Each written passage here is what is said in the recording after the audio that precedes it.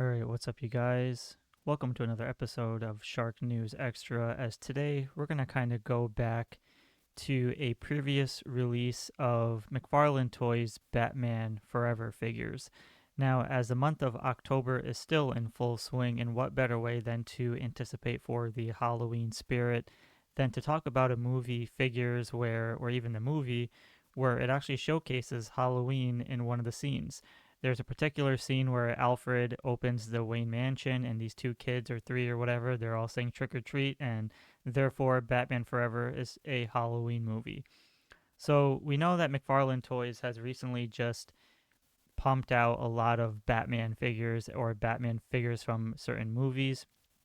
And Batman Forever is surprisingly one of my all time favorite Batman movies just because I love the Joel Schumacher vibrant neon gothic scene uh, aesthetic of these Batman films.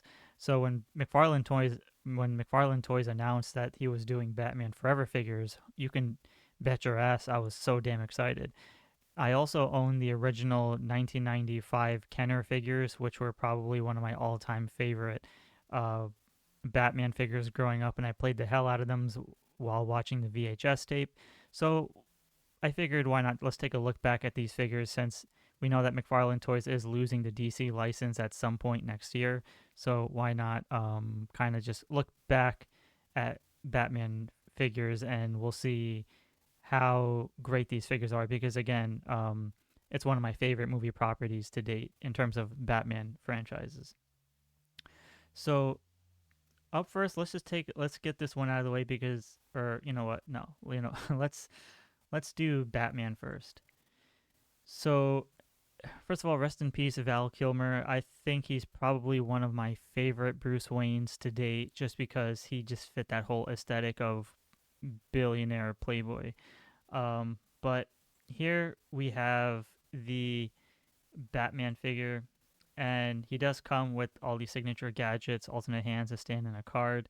Now, one of the things that I'm not really a fan of when it comes to these particular figure, or should I say this particular Batman figure, is that I'm not really sure if the cowl piece and the actual torso or the rest of the bat suit was supposed to be two different shades of color because I know that in promotional images, like depending on lighting, there's two different like shades of blues and blacks, but this one kind of looks, even if it's accurate, the figure just doesn't look as appealing in a sense of, the cowl and gloves and the boots are all black, but the actual figure itself is kind of like that darkish blue. If everything else was more in that same color unison, I think that would have been like a 10 out of a 10 figure, but the sculpting and design of it is all fine. And even though I'm not really a 7-inch collector figure, it's still probably as good as it can get.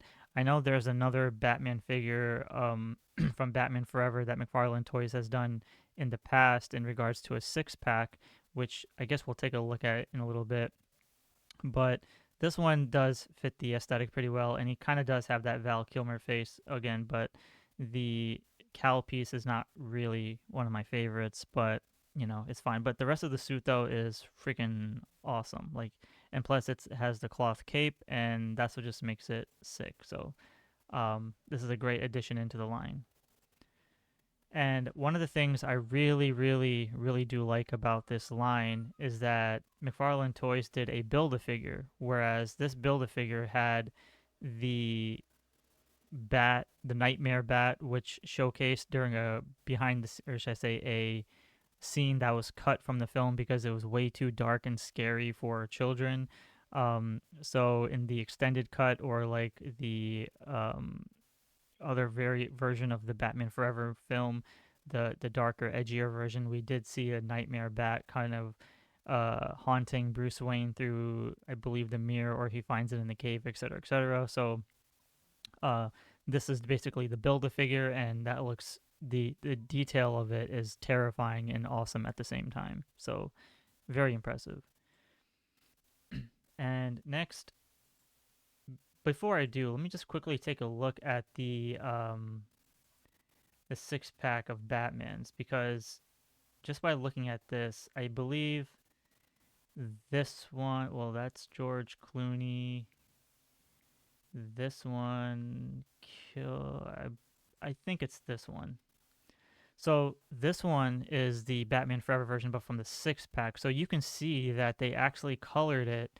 The cowl piece is the same color in unison as the actual torso of the regular Batman. So therefore, the gloves or like the gauntlets and then the boots, they're all the same color, which actually makes this one far more superior than the new version that just came out. So um, yeah, I don't really know why they did that. So once again, just going back to this particular Batman, so you can see how they kind of colored it black and then giving the rest of the torso piece blue. So not really my favorite, but it's fine. Next, let's take a look at the Boy Wonder, aka Robin, and Chris O'Donnell was probably a pretty good Robin, and I've always loved his Robin suit in the film. And the head sculpt looks really good. The mask piece looks nice, and then he's got the collar piece, and then the maroons and emerald green color is great. Alternate hands, the card, the stand. Really, no accessories other than just alternate hands, which really sucks. Um, However, the detail is fine. Like it's pretty standard. It's decent. It's good. I like it, and there's really not much to this costume other than um, I mean, it looks great. Now, I know that at the end of the movie, he had more of a, um, I guess, more different colored version of the outfit.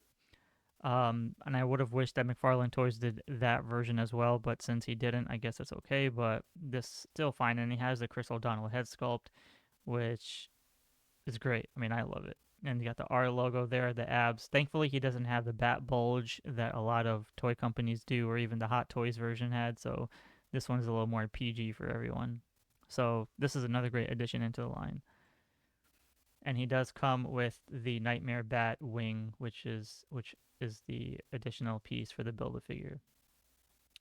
Next, we're going to be taking a look at the Riddler, aka Jim Carrey, and this is a super duper fun figure to have in the collection because Jim Carrey was probably one of the coolest and funniest Riddlers into the Batman franchise.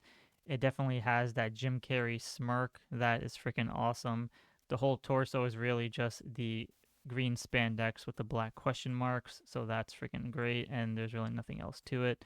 The boots are fine. He does come with the stand, alternate hands, the Riddler bomb, and then he's got his question mark staff, which is a really iconic looking prop from the movie. So, I mean, it's all great. I mean, it's a very simple design, but the highlight here really is just having the additional, I mean, or having that Jim Carrey head sculpt with that smirk and smile and those eyes. I mean, especially with that carrot hairstyle, that's hilarious. So, I think this is probably one of the best ones they've did in sculpting wise to make it look really accurate to the movies.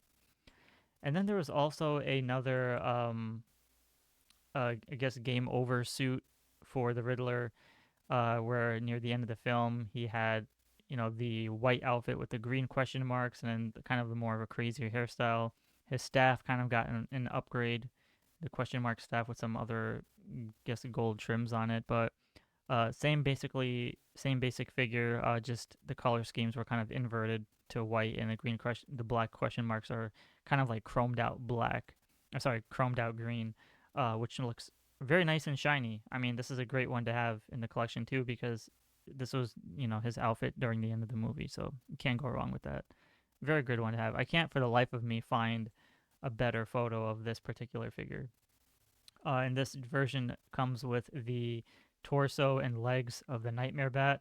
So that's a good, I mean, that's a pretty pivotal piece to the Build-A-Figure.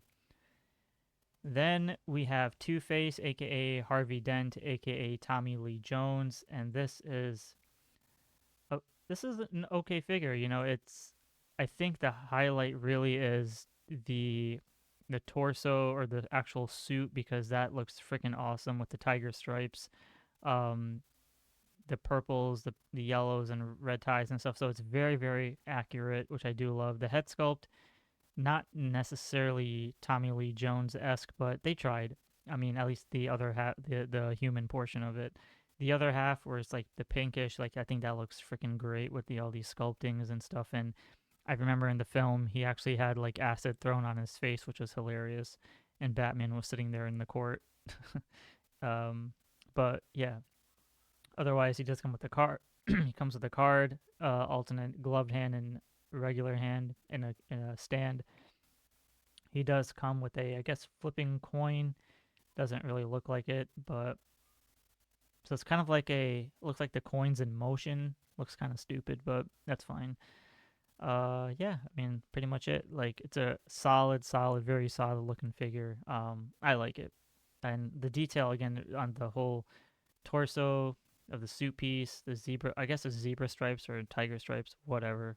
Um, that looks great. So, I just wish that McFarlane Toys added more accessories for these figures because the prices of like $25 figures or maybe up to 30 is quite insane. And he does come with one of the other wings for the Nightmare Bat.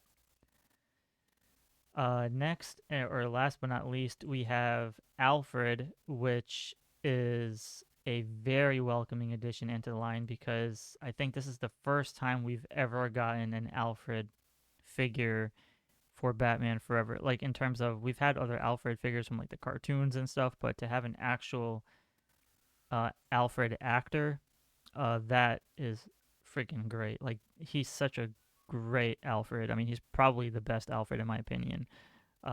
Acts and looks the part. Very nice. The circular frames, the slicked back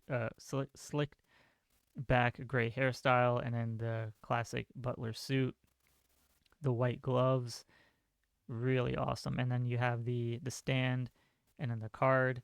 Now the thing about this Alfred is that he does come with a signature and iconic Batman vehicle, which is none other than the Batmobile.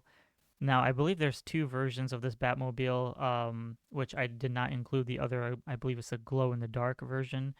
But this one is like, okay, it's a 10 out of a 10 vehicle, but I have to also cut back a point to make it 9 out of a 10 just because in the actual movie, I don't remember the lights being green or this particular type of green.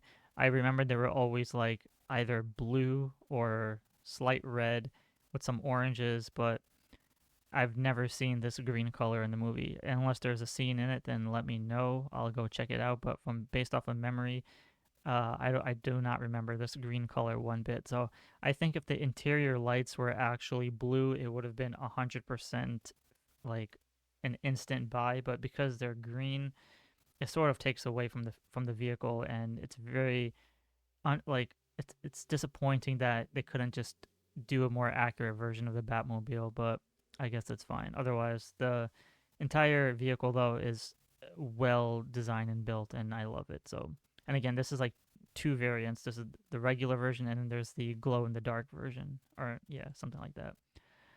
Otherwise, that was the Batman Forever figures from McFarlane Toys. Pretty awesome. Stay tuned as I will cover the Batman and Robin figures sometime in the future on the channel. But for now, because it is the Halloween spirit, I wanted to go back and talk about those figures. So with that being said, I want to thank you guys all for watching. Be sure to give a like and subscribe, and I'll see you all in the next episode.